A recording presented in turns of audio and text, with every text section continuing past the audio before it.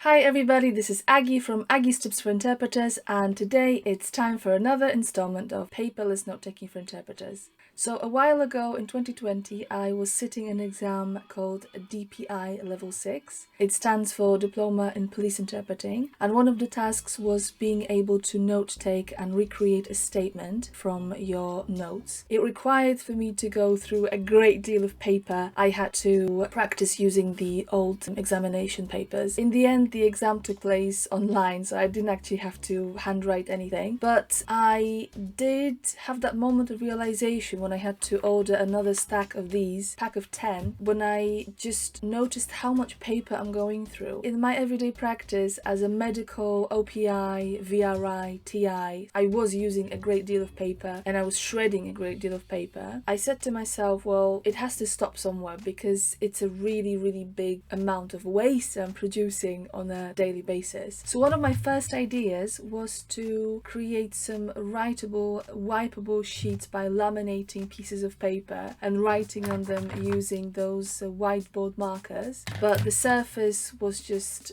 inappropriate because it didn't want to get wiped clean. The writing left my hands really filthy and it just wasn't fit for the purpose, so I shelved that idea. Another idea was to reuse the paper itself and make notes using a pencil and then rub it off. Again, it was very wasteful in terms of time, so that didn't really work. So I started thinking about everyday things that somebody probably might have in their homes, and I came up with using this, a whiteboard. It has a magnetized surface, as you can see, so you can use different magnets, which is great. For example, if you are noting a police interview where you've got the perpetrator, the victim, etc., so you can organize it quite neatly. Also, the big selling point of this is that you can use colors, which, as we know, are very powerful when it comes to recollecting, assigning maybe different concepts to a different color. That's very handy. Like I said, they are probably knocking about somewhere in your house. They are very cheap. They do come with certain drawbacks, for example, the fact that you have to keep buying pens.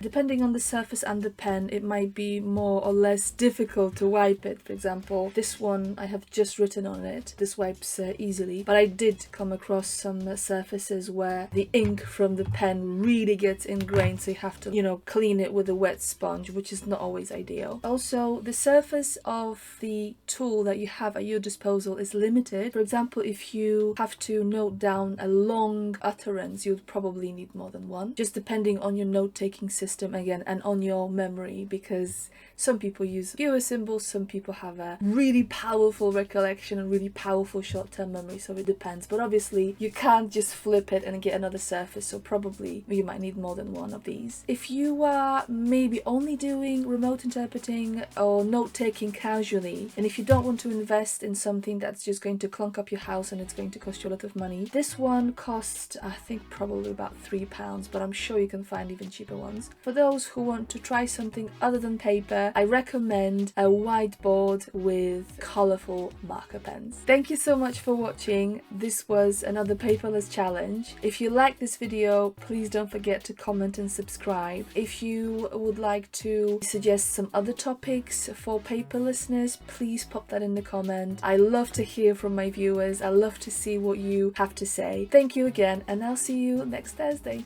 Bye bye.